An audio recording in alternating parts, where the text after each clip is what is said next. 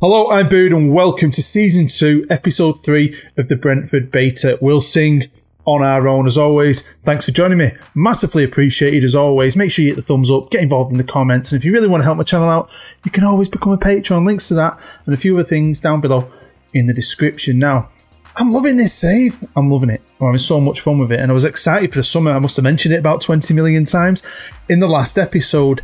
And I had a little idea of what I wanted to do. I didn't know what I could achieve. I, personally, was pleasantly surprised with what I could do. And I think I've definitely made this squad better. I can't wait to share it with you. So let's just get stuck into it. So these are all the transfers I made. And weirdly, I spent 47 million and I recouped 47.5. That wasn't on purpose. That's just happened. It's quite good, really, isn't it? Good business, I think. Now, a lot of players have left. The main one started from Cullen. He went down to Forest in the Championship. Jansen's gone to Las Palmas, got 2 million for him. Got 2 million from Reyes. He went to Wolves. Wissett went to Watford for 3 million. I got 10 million from Southampton for 2 players. They've just been relegated. Norgard went to Dynamo Moscow. And then there was this kid, right? This kid, no face, good little player to be fair. He's in the youth team. I didn't realise, right, he was worth 20 million until they came in and offered me 20 million for him. So I was like, should I keep him? Should I not? Should I put a bit of faith in him? No. Let's cash in. Let's cash those chips in. Starting with our backup goalkeeper. Now, he's sort of new.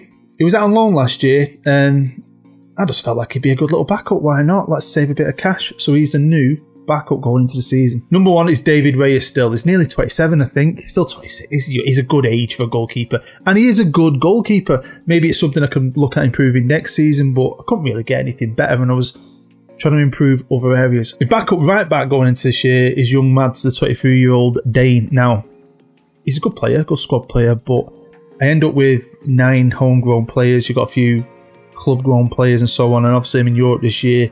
I had to make a sacrifice, and he's a sacrifice, so just get a bit pissed off that he's not in the European squad. But, you know, tough tits, mate. My new number 1 is Junior Sambia. Cracking player. We signed him on a free. You know that from the last episode. Like him a lot, can't lie. At left back this year, we've got no change. I'm happy with him, to be fair. Victor Luis is a great backup. Enrico Henry is a cracking little player. 25-year-old, really good player. At centre half, we've still got Pontus Janssen, signed a new deal. Lots of players signed new deals, lads alike. Give out a lot of new contracts to keep people happy. We've still got 29-year-old Jamaican Ethan Pinnock. Again, good, solid, quality squad centre half. And we've got Christopher Ayer. Apparently that's how you say it. My friend Brian Kane sent me a voice note. He's a Rangers fan, so he's a wanker. But, you know, on here, he's a good player and a very handy player for a club like ours. But we've got a new player, Stanley Nsoki, right? You've seen the value. It's going to go up to like 20 odd million. Bought from Club Bruges. Now, there was maybe 10 better players attribute-wise we could get, but apart from the free signings, any player that I've brought in for fee, I've tried to make sure that they've got decent work rate, at least 15 if I could, and good stamina to try and fit in with this tactic, which, you know, you need a lot of energy. And I've never heard of this kid, I'm not going to lie, but he is a very good player. So I play with 3 in the middle, as you know, so I've got 6 central midfielders. The first one is Josh Da Silva, ex-Arsenal boy. Now, he spent last year, I think, in the under-23, so I've just promoted him. He's like my 6th choice. We still have young Vitaly Janelt, 24 years old. But yeah, again, he's a very good player. I like him a lot. Should play a lot as well. And we still have Frank Onyeka. Yeah, 24 years old. The squad's getting good in it. I'm liking it a lot. First of the new boys, we've got Esquilia Palacios. Oh, anyway, he's only 23 years old. I got him from Bayer Leverkusen. He's going to go up to about 7.5 million or something. Cheap as chips. Have you seen what he's worth now? Rubbing my hands together. Great player. And the next 2, the free ones you've seen in the last episode. First is Dennis Saquiria. I just want to jump into Shakira songs. Shakira, Shakira. Oh, Dennis, when you play like that. But I'm not going to, even though I just did. But yeah, freebie. Legend. And then we've got Big Bad Baz. 25-year-old. I'm sure I had him when he was a kid. On something years ago. More keep looking at his name and his face. I'm definitely sure. Might even be booed in the hood again, to be fair. But yeah, what a player for free. On the wings and going forward, I think we're stacked this year, especially for a club like Brentford. The first boy is Martin. Cost me 3 and a bit million, I think. Player both wings. Looks like a good player, doesn't he? Yeah, I can't pronounce this guy's name. I've been trying now for about 5 minutes, and I just sound silly. But yeah, what a player. 22 years old. Got to cost a bit of money eventually, but look what he's worth. This is all, you know, sell-on values for a lot of these guys is insane. Again, playing the wing and can play up front. We still have young Brian, 23 years old. He was great for me last year. Been here ages, hasn't he? Yeah, he's still a good player. Again, both wings, can play up front. We've got options. And we've still got Idrissi, 26-year-old again, another good player again, can play on both wings. Switch things up, mix it all up. Not that I do often, but I like that option. And yeah, we've got some good young forward players, and I was happy with them. I thought I've got players here, 2 on each wings that can cover, help out up front. But then you get that little bit of news, don't you, that says clubs in the Premier League have released some players. And I saw a 29-year-old on a free. I thought, we ain't going to get him. But we did. Jesse Lingard could not say no. 29 years old, so just gets in there for Brentford. They only want players that are 29 and under. I can't say no to it. I mean, he don't get in at United, but to be fair, he can be a good player, and I think he was going to be a great player for me. Up top, we've still got Ivan Toney. Was a bit worried he was getting his head turned by the likes of West Ham and Villa, but we're in Europe. So that all changed in the summer, and he wasn't unhappy anymore, and he signed a new deal, and I'm very happy because he's cracking.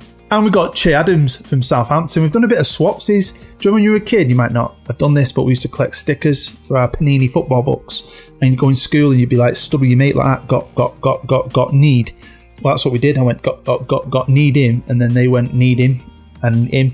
And they got a few off me as well. So yeah, some good business between us. But 26-year-old Scotsman, 20 caps, 8 goals.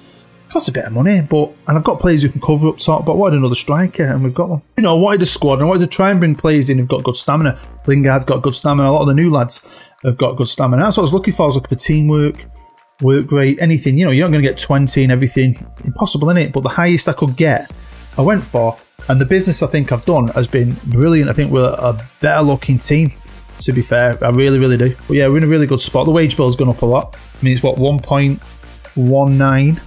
Nearly 1.2 million a week, but it's still cheap. I mean, Man United's has gone over 5 million now. It was 4.6 at the start of the game, I think, and now it's like 5 point something, which is crazy. And a lot of the big teams are like that. The Chelseas, Cities, Liverpools, they've all got massive wage bills. So again, I'm hoping another year of making lots more money, improving more with the club, and hopefully having a good little cheeky run in Europe. That'd help, wouldn't it? So onto the league, and normally I'd start an episode at the beginning of the season, but I've played a good few games to get all the transfers out of the way. I didn't want to miss any, so this is where we are right now. We've played 8, I've won 3, I've drawn 3, and I've lost 2. We're 8th, right? So it's a bit, you know, but a lot of new guys are finding their feet, a lot of new players here, a lot of new players in midfield, going forward at the back. We've got a gel, so I was still feeling really positive. We've got Mbappe in the Premier League now, Haaland's at City. Even though the season started, let's have a look at the odds, and we're not favourites to go down. The bookies quite like us. They've got us in 14th, obviously. That's not bad. Bit cheeky, seeing as, you know, we did really well last year, and I'd like to replicate that at least get into Europe. That's all that matters to me now.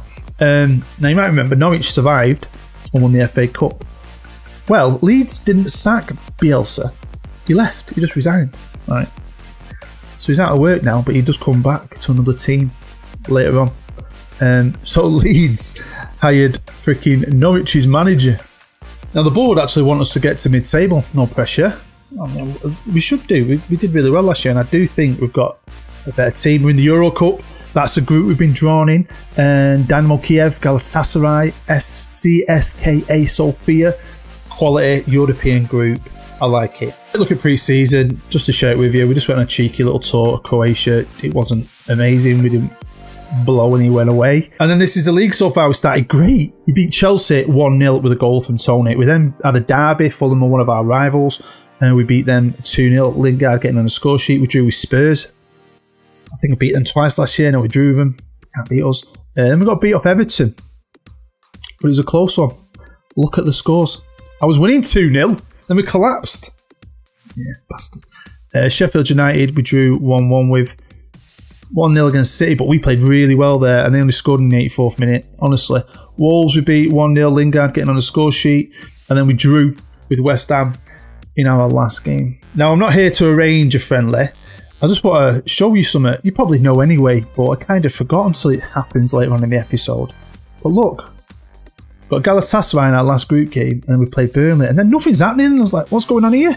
World Cup, innit? Winter World Cup. We're going to have this big chunk of time off. So I think one of my staff members comes to me later and asks me to set up some friendlies. Just in case you're interested, if you're a staff man like me, we had to make a couple of changes because I think one of my coaches from last year was only with us a year, retired. So, you know, made a couple of tweaks. That scouting team, I've got really good scouts. Struggling though there, aren't we, to have a really elite scouting team. The medical team's on its way. It's the coaching team, it's got a lot better on it. It's really good. So we've now jumped forward and we're going to start here with the Carabao Cup. Derby again, we had another derby, played Fulham. A B team did, as you could probably tell. And we got through just 1-0. We then got knocked out in the next one though, against Chelsea, with a proper B team though. So it wasn't like when they destroyed me in that other game that it's scarred into my head. 56 shots they had. They still battered us, but you know, only beat us 2-1. But when it came to Europe, I fancied our chances, you know, when I saw the teams, because I felt like we were a good team. And you know, I mean, I'm going to show you a few fixtures in a bit. But 5 games we've qualified and we've won all 5 games. Look at that. 5-2 against Dynamo Kiev, 3-1 against CSKA Sofia. Then we beat them 2-0 at home. We beat Galatasaray 1-0 away. You know how that is. You know how crazy that place can be. And we've beaten Dynamo Kiev again 1-0. So the last game of this group is against Galatasaray at home. And that's going to be the live com. On to the Premier League. And by the 3rd of November, we're sitting in 6th. Now, I normally would have come back like end of December, start of January. That's what I normally do with things like this. But I thought we'd share a bit of European football. I think we've got a game after that against Burnley a couple of days later. And then we've got a massive break for the freaking World Cup. So I thought in the next episode, we'll have a look how the World Cup went on in the Winter World Cup. And then we can kick on with the rest of the season in the second one. But yeah, done really well. 1-7, drawn 4, lost 4. Goal difference is still equaling out. We were on a good run, and it was a good run over not just the Premier League as well. So, you know, we've won a few games, beat Leicester, Villa, Brighton, and drew with Norwich, which is rubbish. Beat Arsenal, which is fantastic, I think. Lingard, legend. Sometimes it's just going to happen. The Invincibles of last year, the champions, yeah, tore a hole right through my bumhole. And then I've just been beating off United. But to be fair, they were bigging up in the press, Lingard versus Solskjaer and all that stuff. I think we did really well. They were better. They got more quality. But they only just beat us, and we came really into it, and our goal was cracking. So yeah, we've lost our last 2 league games. But if I put the fixtures in as a whole, you can see after the West Ham draw, look at that run we went on. Carabao Cup, League, Europe, League, Europe, League, Europe. And sometimes you have European blues, don't you? Especially when you're playing a Thursday night or whatever it is. You know, it's been a little sketchy recently, but we're playing big teams. Chelsea, we had to play in the Cup. Let's play Liverpool, United. I'm not going to beat them all the time, are you? Not when you're us.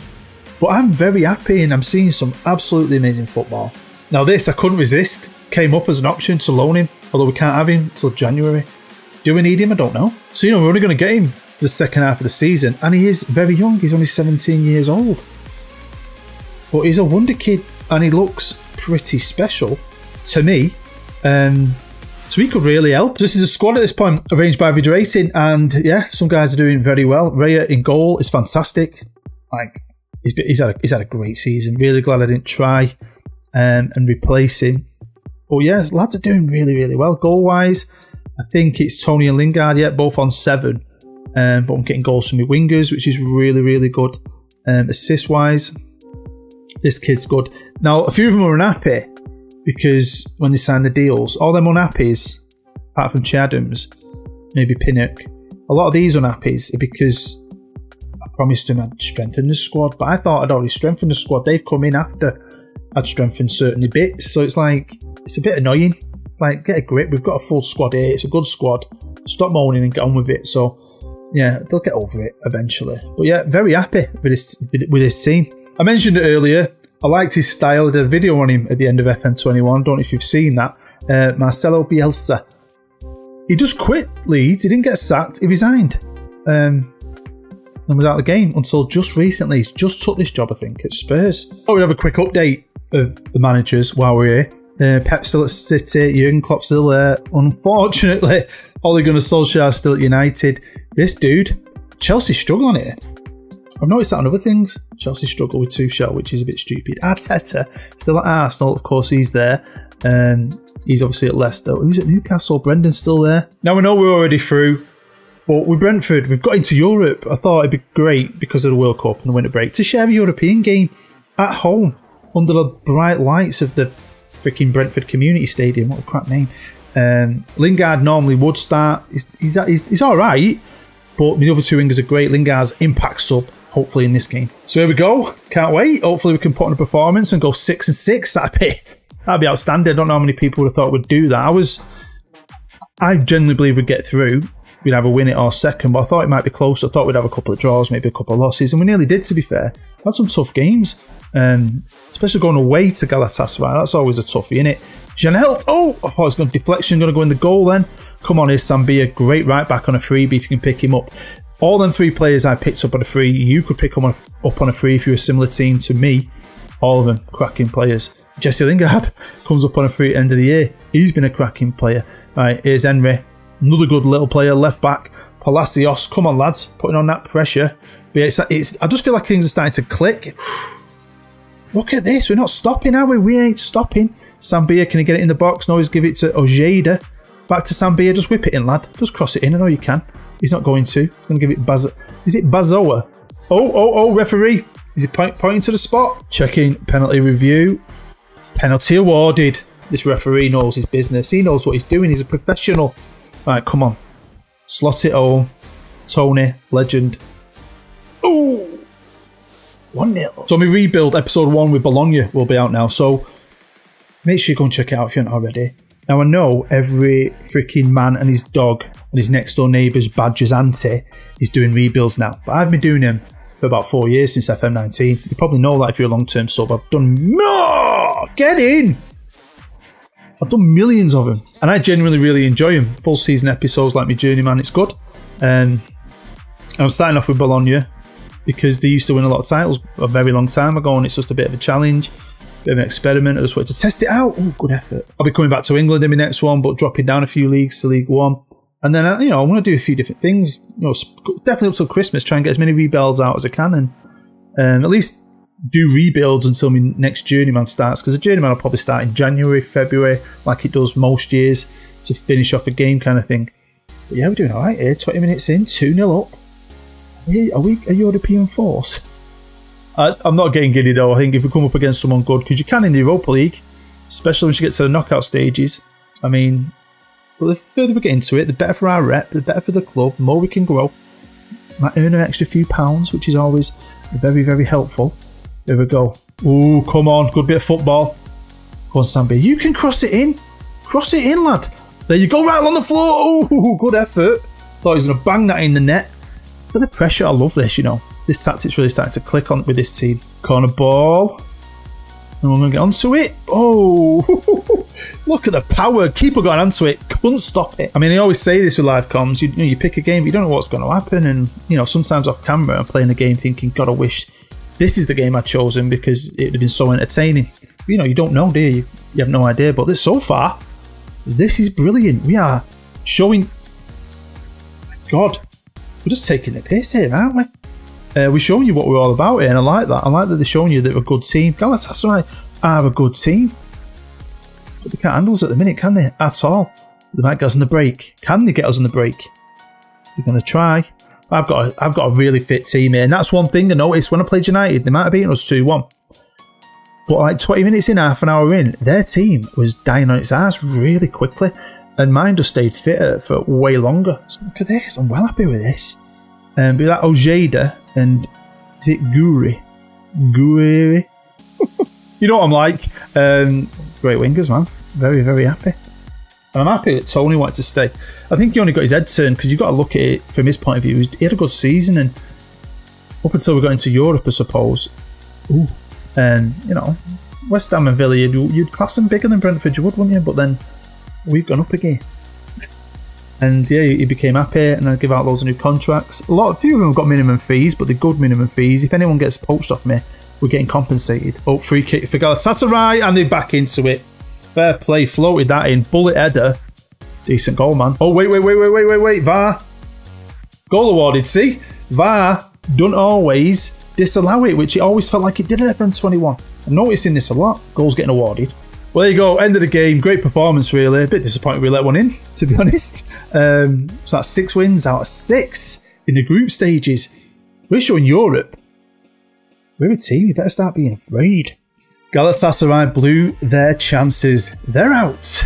Dynamo Kiev went up with us. So I know this team's coming down from the Champions League, but these are the final groups of the Europa League. You got Frankfurt, Midtjylland, Mainz, Olympiacos, Celtic, Basel, Valencia, Atalanta, Napoli, decent, Wolfsburg, Dynamo Kiev, of course, Bilbao, BRG, OM, and that's Braga, isn't it, BRG? Olympique Marseille and Aberdeen. So out of all them, I think we could beat all of them. Napoli and Wolfsburg are probably the toughest. And of course, you've got to have Champions League teams coming down. So there we go. That is the end of episode 3. Thank you very much for watching. I really do appreciate it, as I do with thumbs up, comments, all that good stuff. If you are new and you haven't subbed yet, do that. Thank you. But yeah, let me know in the comments what you're thinking so far. I'm well impressed and I'm really enjoying it. And I can't wait to see what we can do with this team. It's a lot of fun. Europe's going to be fun. I've got to play Burnley. I'm going to do that now before I go back to work, and then get back on it tonight. And then the next episode, we'll have a look at the World Cup quickly, see who did what. It's a weird one in the winter, and then we'll go through the rest of the season, and hopefully we can finish on something good at the end of episode 4. Obviously, we've still got the FA Cup. I don't know. I can't wait. I think it's a cracking little team. I love it, and I'm excited to see what this little Lone Star can do from Dortmund. But anyway, enough. I think we're done. Thank you. As always, stay happy, stay safe,